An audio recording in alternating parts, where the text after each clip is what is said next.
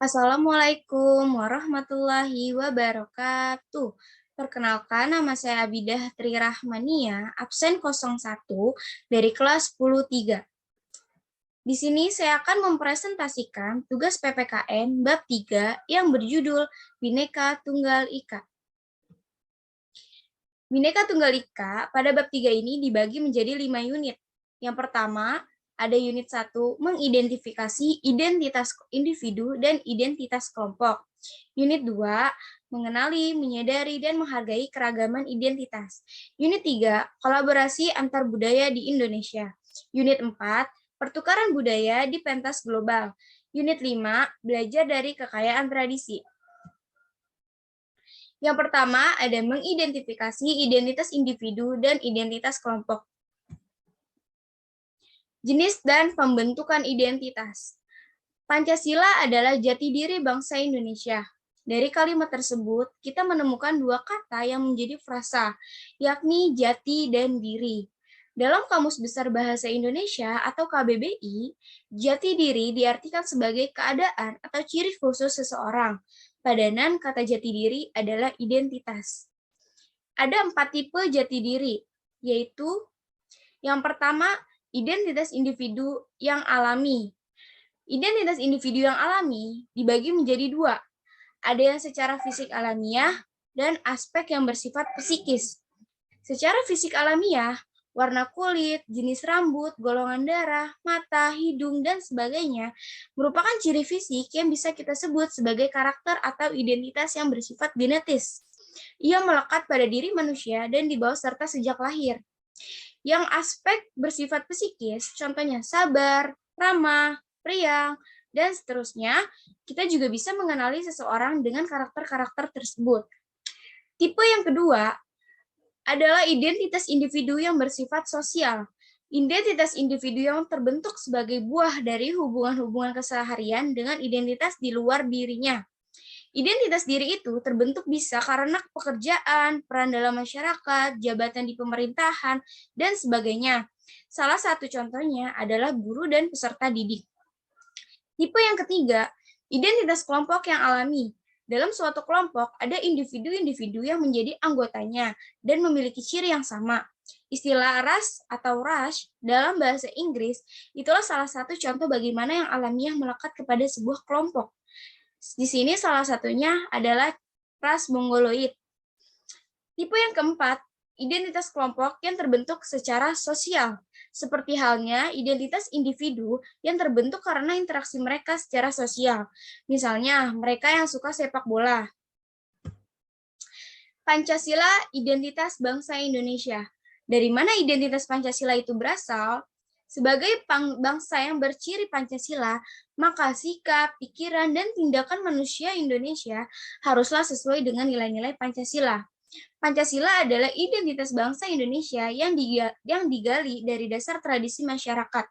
I.R. Soekarno mengatakan bahwa ia tidak menciptakan 5 sila tersebut. Ia sebatas melakukan penggalian, hingga kemudian dirumuskanlah 5 mutiara hidup itu. Kata Muhammad Hatta, Pancasila jangan hanya menjadi amal di bibir saja, tetapi tertanam dalam hati dan tercermin dalam amal perbuatan. Unit yang kedua, mengenali, menyadari, dan menghargai keragaman identitas. Mengenali dan menyadari keragaman identitas. Sebagai makhluk sosial, ciri yang melekat pada manusia adalah keinginan untuk melakukan interaksi satu dengan lainnya. Interaksi sendiri berarti hubungan timbal balik yang dilakukan baik antar individu, antar kelompok, maupun individu dengan kelompok. Dalam interaksi, ada proses mempengaruhi tindakan kelompok atau individu melalui sikap, aktivitas atau simbol tertentu. Orang akan mengenali yang lain melalui proses interaksi tersebut.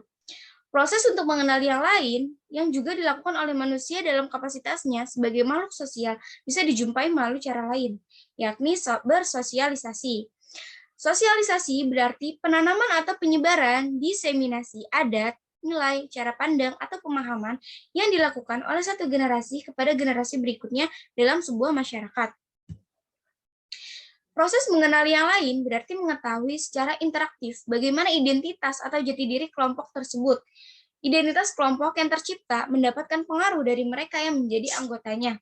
Identitas sebuah grup merupakan hasil dari rumusan dan kesepakatan yang diharapkan bisa menjadi media bagi kelompok lain ketika hendak mengenalinya.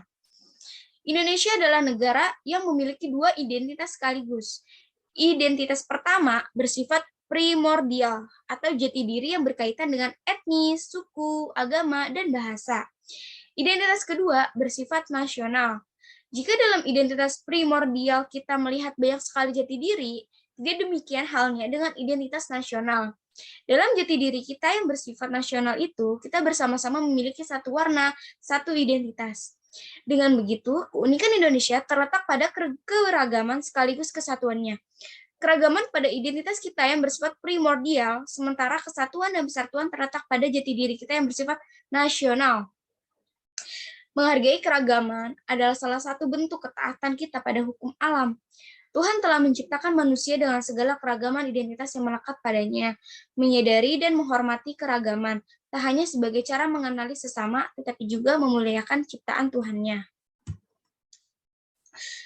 Berapa jumlah suku bangsa, bahasa, dan suku di Indonesia? Berdasarkan catatan Badan Pusat Statistik (BPS) di Indonesia, hingga tahun 2010 ada 1.300-an lebih suku bangsa di Indonesia. Sementara Badan Pengembangan dan Pembinaan Bahasa Kementerian Pendidikan dan Kebudayaan, Badan Bahasa Kemendikbud, telah memetakan dan memverifikasi 718 bahasa daerah di Indonesia. Agama-agama yang dianut oleh penduduk Indonesia jumlahnya juga banyak. Selain Islam, Kristen, Katolik, Hindu, Buddha, dan Konghucu, kita juga mengenal agama-agama lokal seperti Parmalim, Sunda Wiwitan, Kaharingan, Marapu, dan lain sebagainya.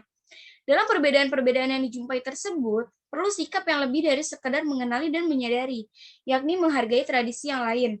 Meski kita memiliki kebanggaan atas jati diri yang kita miliki, sikap tersebut tidak lantas merendahkan identitas bangsa lain. Rasa hormat atas identitas sebagai sebuah bangsa yang memiliki peradaban luhur adalah sikap yang wajar dimiliki. Namun, bersamaan dengan sikap bangga terhadap kebudayaan yang kita miliki, harus juga kita ditunjukkan penghormatan atas budaya bangsa lain. Unit 3, kolaborasi antar budaya di Indonesia. Indonesia adalah negara yang memayungi berbagai kebudayaan di dalamnya. Kebinekaan budaya difasilitasi dan dimajukan. Tak hanya itu, Indonesia memfasilitasi segala macam ragam kebudayaan yang berkolaborasi dari Sabang sampai Merauke. Tak hanya menghormati kebudayaan-kebudayaan yang ada, baik dalam sebuah negara atau kebudayaan antar negara, sebaiknya membangun semua kerja nyata yang menunjukkan bagaimana perbedaan itu bisa mendorong harmonisasi. Kolaborasi antar budaya bisa menjadi agenda berikutnya. Kolaborasi merupakan sebuah kerjasama yang dilakukan baik individu maupun kelompok tanpa membedakan latar belakang budaya dan tidak menghalangi siapapun untuk bisa bekerja bersama-sama.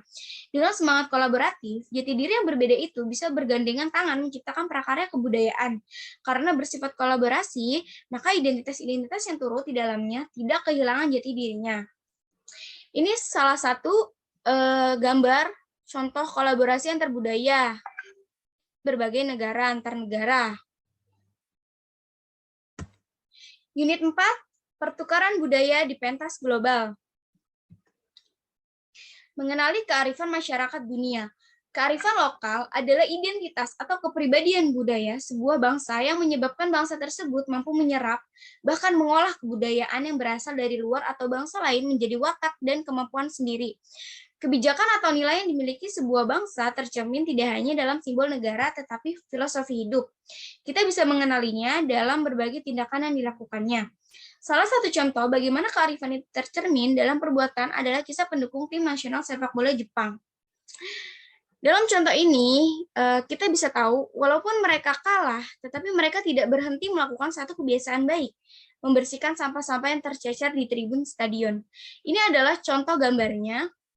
Ketika Jepang kalah, tetapi dia tidak berhenti untuk melakukan satu kebiasaan baik, yaitu membersihkan sampah-sampah yang tercecer di tribun stadion. Unit 5, ada belajar dari kekayaan tradisi. Di negara Indonesia, semua kebudayaan memiliki posisi yang sama. Tidak ada satu budaya yang lebih unggul atau lebih superior dibandingkan dengan budaya lainnya. semua warga negara dengan segala identitas kelompok yang melekat padanya, agama, etnis, bahasa, dan lainnya, berada pada payung yang sama. Mereka dijamin untuk beribadah sesuai dengan keyakinannya dan diberi kesempatan yang sama pula untuk mengembangkan dan memajukan kebudayaan serta tradisi leluhurnya. Sebagai sebuah bangsa, kita telah cukup teruji sebagai negara yang mampu mengelola keberagaman kebudayaan tersebut, sehingga terhindar dari disintegrasi. Kita telah melewati ujian yang sangat menentukan, terutama ketika pada masa reformasi tahun 1998. Konflik bernuansa etnis dan agama banyak terjadi di berbagai daerah di Indonesia. Namun, fase tersebut bisa dilewati dengan baik. Meski tentu saja tidak sempurna, kita pun terhindar dari perpecahan. Kebanggaan akan tradisi dan budaya sebaiknya tidak hanya berhenti sebatas perayaan saja. Tradisi tidak hanya perlu dilestarikan agar terjaga dari kerusakan. Lebih dari itu, tradisi harus terus dihidupkan sekaligus dikukuhkan. Nilainya perlu dipertahankan dalam situasi yang terus berubah. Tantangan yang dihadapi saat ini datang dari berbagai dimensi, sosial, ekonomi, budaya, serta berasal dari semua arah, lokal, nasional, dan internasional. Cukup segitu aja presentasi PPKN bab 3 saya. Kurang lebihnya mohon maaf. Sekian, terima kasih. Wassalamualaikum warahmatullahi wabarakatuh.